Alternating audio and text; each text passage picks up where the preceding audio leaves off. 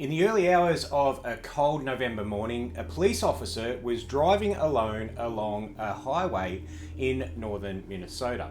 There was no traffic, no houses, and no reason for anything unusual to happen. And yet, within seconds, his patrol car would be damaged. His memory would be fractured, and a stretch of time would simply disappear forever. It's midnight somewhere, and tonight I have a story for you.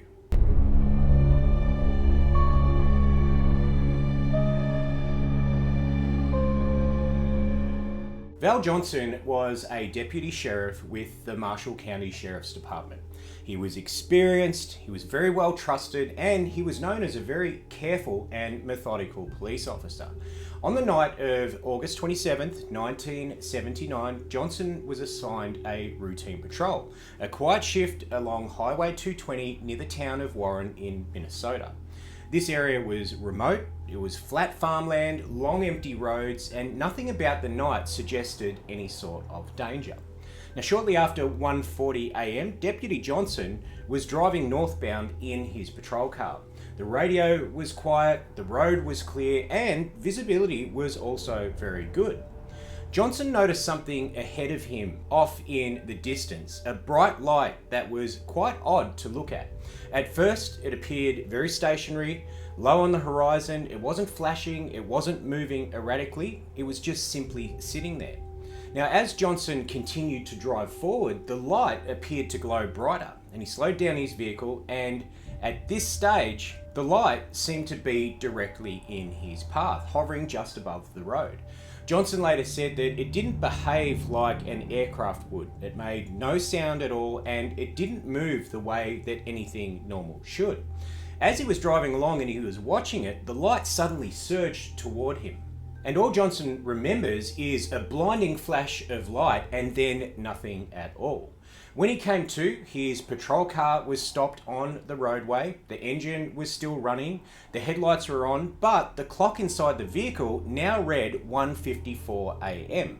14 minutes had passed and Johnson had no memory at all of them.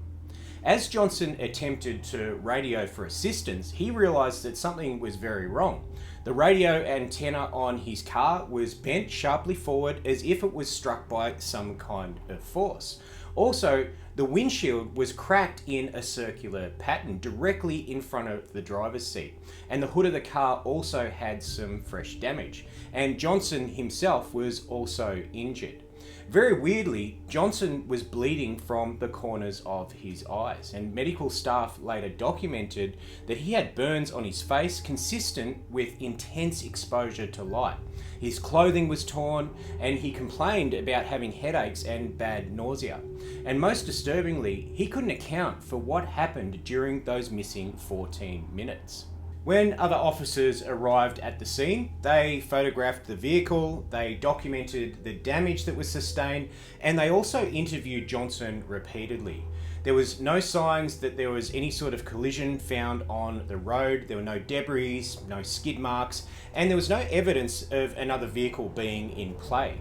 The damage didn't match any sort of animal strike, and it didn't match any known accidents, and Johnson's account of what happened never ever changed.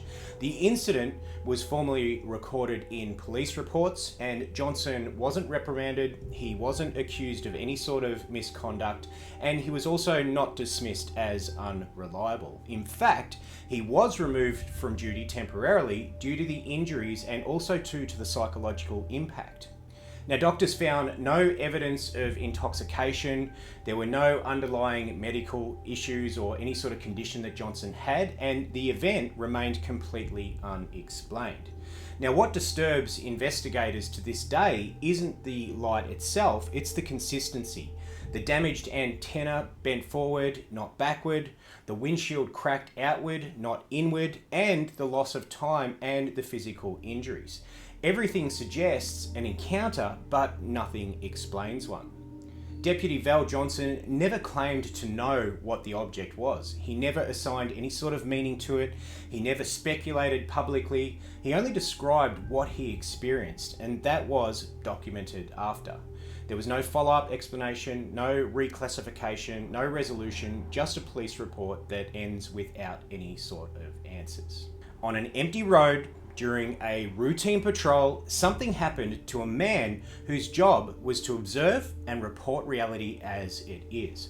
What he encountered left behind physical evidence, injuries, and a gap in time that has never ever been filled. No explanation has ever been fully accounted for, and what happened to Val Johnson on that night has remained unexplained. As usual, let me know down in the comments what you think might have happened to Val Johnson. And if you like dark stories told at midnight, make sure that you're subscribed. And until then, I'll see you at midnight.